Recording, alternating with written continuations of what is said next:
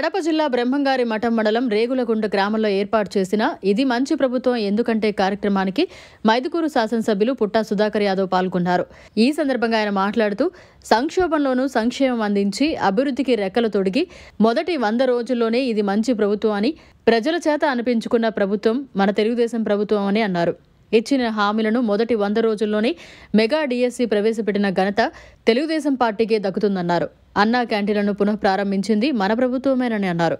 రేకలగుంట గ్రామానికి బ్రహ్మంగారి మఠానికి మధ్య రహదారిని త్వరలో ఏర్పాటు చేస్తామన్నారు. ఈ కార్యక్రమంలో తెలుగుదేశం పార్టీ మండల అధ్యక్షుడు సుబ్బారెడ్డి, మల్లికార్జున్ రెడ్డి, సాంబశివారెడ్డి, పూజారి శివ, బోలా శ్రీనివాసులు, ప్రతాప్ నాయుడు, ఎస్ఆర్ శ్రీనివాసరెడ్డి, పోలిరెడ్డి, పుల్లారెడ్డి, వెంకటేశ్వర నాయుడు, ఓబయ్య, గుర్రప్ప, తెలుగుదేశం పార్టీ నాయకులు తదితరులు పాల్గొన్నారు. మొట్టమొదటిసారిగా ప్రభుత్వం వచ్చిన తర్వాత అఫీషియల్ మీటింగ్ మన రేకలగుంటలో పెట్టిన సందర్భంగా ఇది మంచి ప్రభుత్వం 100 రోజుల ప్రోగ్రాం. ఈ 100 రోజుల్లో మనం ఏం చేసినాం అనే ప్రోగ్రాంకి ఈరోజు వచ్చినటువంటి మన అధికారులు ఎంపీడీఓ గారు కానీ, అదే ఎంఆర్ఓ గారు కానీ, అదే రకంగా హెడ్ మాస్టరు, అదే రకంగా డిఈ గారికి, సర్పంచ్ గారికి, ఎంపీటీసీ గారికి, ఈ కార్యక్రమం వచ్చినటువంటి మన పార్టీ కార్యకర్తలకు, పాత్రికేయులకు అందరికీ నమస్కారం.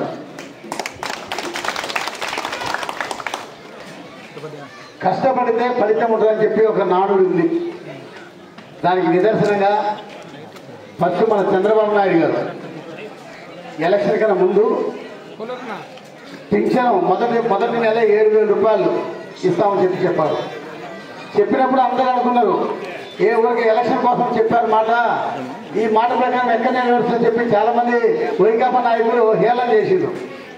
దానికి మాట ప్రకారం చెప్పిన ప్రకారం 1వ తారీఖునే 7,000 రూపాయలు ప్రతి ఒక్క పింఛన్కు ఎంతో ఇబ్బందుల్లో, ఎంత అప్పుల్లో నెట్టిపోయినటువంటి వైకాపా ప్రభుత్వం మన ప్రభుత్వం చేరిన తర్వాత మన నాయకుడు ఖచ్చితంగా నెరవేర్చాలని చెప్పి ఫస్ట్ మాట చెప్పిన ప్రకారం 7,000 రూపాయలు ప్రతి నెల 1వ తారీఖునే ఇవ్వడం జరిగింది.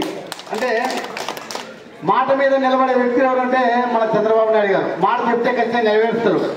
అదే రకంగా డిఎస్సి, మెగా డిఎస్సి అని చెప్పి 16,430 ఉద్యోగాలకు మొదటి సంతకం చేయడం జరిగింది. అట్లనే చాలా బీదవాడికి అన్నానికి 5 రూపాయలతో సుమారు 175 అన్నా క్యాంటీన్లు ఓపెన్ చేయడం జరిగింది ఈ 100 రోజుల లోపలనే. అదే రకంగా ల్యాండ్ టైటిల్ యాక్ట్ అంటే ప్రతి ఒక్క రైతు మన భూమి మనకు నిలబడదా అనే భయప్రాంతంతో ఉన్నారు ఆ ల్యాండ్ యాక్టింగ్ అప్పుడు. అది వచ్చిన తక్షణమే మొదటి సంతకమే ల్యాండ్ యాక్టింగ్ రద్దు చేయడం జరిగింది. అదే రకంగా స్థానిక సంస్థలు, స్థానిక ఎలక్షన్స్, పంచాయతీలో డబ్బులు లేవు. ఈ 5 సంవత్సరాలు వచ్చినటువంటి డబ్బును ఇమీడియట్గా ఉన్నటువంటి గవర్నమెంట్ లాక్కుండేది. పాపం సర్పంచ్ కూడా ఆ ఊర్లో సర్పంచ్ అంటే ఆ ఊరితో రాదే. అటువంటి సర్పంచ్ని నిర్వీర్యం లేకుండా, డబ్బు 1 రూపాయి లేకుండా అభివృద్ధి సెంట్రల్ గవర్నమెంట్ ఇచ్చినటువంటి ఫండ్ను కూడా డైరెక్ట్ స్టేట్ గవర్నమెంట్ లాక్కొని ఊళ్ళో అభివృద్ధి చేసే కూడా డబ్బులు లేకుండా చేసిన వ్యక్తి ఎవరంటే జగన్మోహన్ రెడ్డి ప్రభుత్వం. మన ప్రభుత్వం తక్షణమే ఇమీడియట్గా 1,452 కోట్లు ప్రతి పంచాయతీ రిలీజ్ చేయడం జరిగింది. ఇవన్నీ చెప్పుకుంటూ పోతే ఇంకా చాలా ఈ 100 రోజుల్లో ఎన్నో కార్యక్రమాలు చేశారు. మొన్న వరద వచ్చింది. వరద వస్తే ఎవరు ఊహించగా మన నాయకుడు 74 సంవత్సరాలు ఏజ్.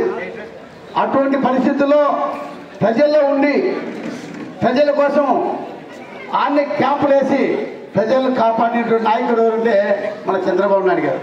ఎందుకంటే ఎక్కడైనా పై నాయకుడు కరెక్ట్ ఉంటే కింద అధికారులు కూడా పనిచేస్తారు పరిగెత్తుకుంటూ. అదే నానుడితో కలెక్టరేట్లోనే 10 రోజులు మకాం అయితే ప్రతి ఆఫీసర్స్, ప్రతి ఒక్క ఐఏఎస్ ఆఫీసరు ప్రజల దగ్గర పోయి వాళ్ళ కష్టసుఖాలు తెలుసుకొని వాళ్ళ కోసం సాయం చేసేటువంటి ప్రభుత్వం మన తెలుగుదేశం ప్రభుత్వం. ఇవన్నీ చెప్పుకునే పోతే ఎన్నో చెప్పారు. అదే రకంగా నాకు ముఖ్యంగా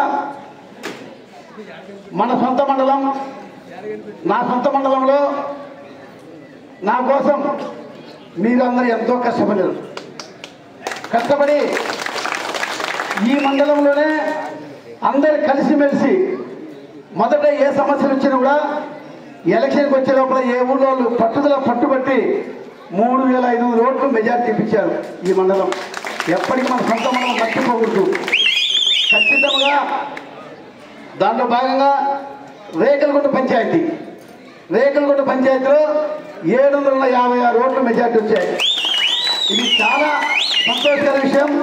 అందరు కలిసిమెలిసి బాగా కష్టపడారు. ఇంకా కొంతమంది అక్కడికి వచ్చి ఇంకా కష్టపడిన సార్ ఇంకా 300 ఓట్లు వచ్చేసాయి మాకు, ఇంకా సరిగ్గా కొంతమంది కష్టపడలేదన్నారు. అయినా చాలా బాగా కష్టపడి లాస్ట్ గవర్నమెంట్ అప్పుడు లాస్ట్ ఎలక్షన్ 2019లో వాళ్ళకు 800 ఓట్లు మెజార్టీ వచ్చింది. ఆ 800 తీసేసి మనకు 750 ఓట్లు వచ్చాయంటే చాలా బాగా కష్టపడారు. అదే రకంగా మేము ఎలక్షన్ కన్నా ముందు ఈ రేకలగుంట పంచాయతీ చాలా సమస్య కలిగినటువంటి పంచాయతీ. ఈ సమస్యలో ల్యాండ్ సమస్యలు చాలా ఉన్నాయి. నేను అప్పుడు చెప్పిన ఖచ్చితంగా నేను రాజకీయానికి వచ్చింది సంపాదించుకోవాలని రాలా. మీరందరూ అధికారం నాకు ఇస్తే ఖచ్చితంగా అందరికీ పరిపాలన బాగా చేయాలనే ఆశతోనే నేను వచ్చిన.